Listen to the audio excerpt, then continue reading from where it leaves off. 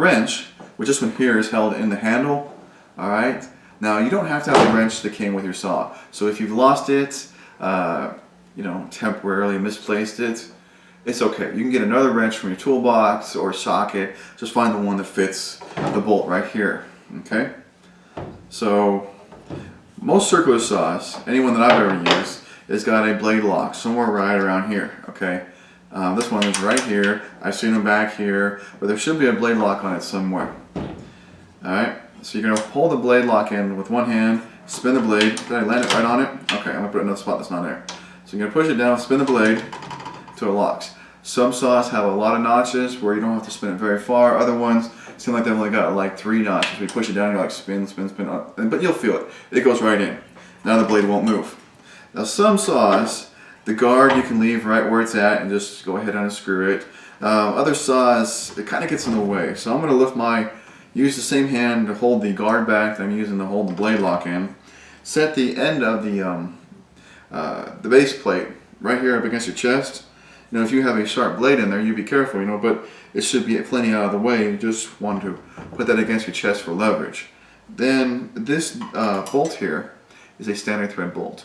Unlike your table saws, which is going to be a left-handed thread, this is a standard thread, meaning lefty-loosey, righty-tighty. So let's go ahead and take this off. There we go. All right. Hopefully your bolt isn't on there like insanely tight. They really shouldn't be, because the way the motor spins, it helps to keep the bolt tight anyways. So just a good, you know, snug, taut tension is what you want to put on it. Bolt. Lift the blade straight up, come off the spindle, and also has the retaining washer, okay? And if you guys pop that off and it hits the ground, you're like, oh crap, which way does it go? Well, the big flat side is going to go against the blade, and then the beveled side, which should have a flat in the middle, that's where the bolt goes, alright?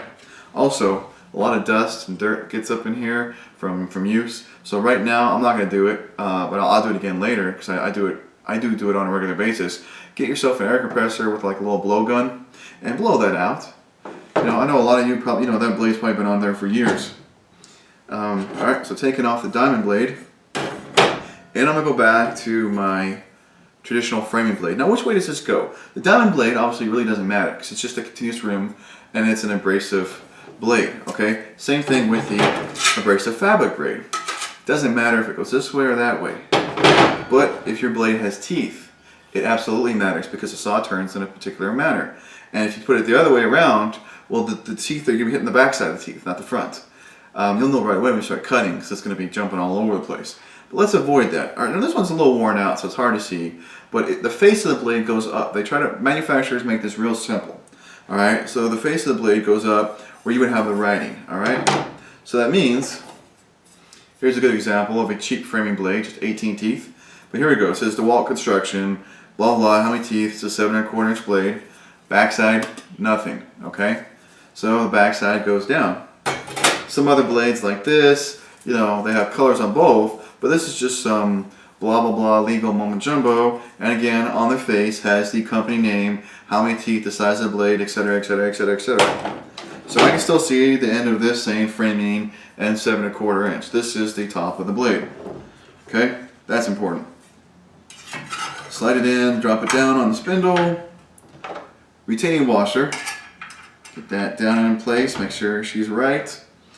Here comes the bolt. Go ahead and run that down, get it, you know, snugged up, I guess, by finger. Get the blade lock back in, make sure it's on all the way. And then we're just going to do right here, we're just going to tighten her up. And there we go. Not crazy tight, kind of snugged, and then just a little extra push on there to get it tight, but not crazy. Like I said, not crazy because your saw spins in a direction to keep the bolt tight in the first place. So as long as you got it, you know, nice and snug on there with a little extra taut, she ain't going anywhere. And remember, you're the one that's gonna have to take that thing off eventually.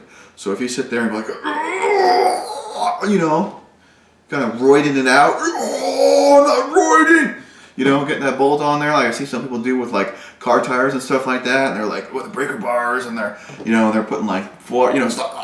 Don't do that. You gotta take the thing back off later.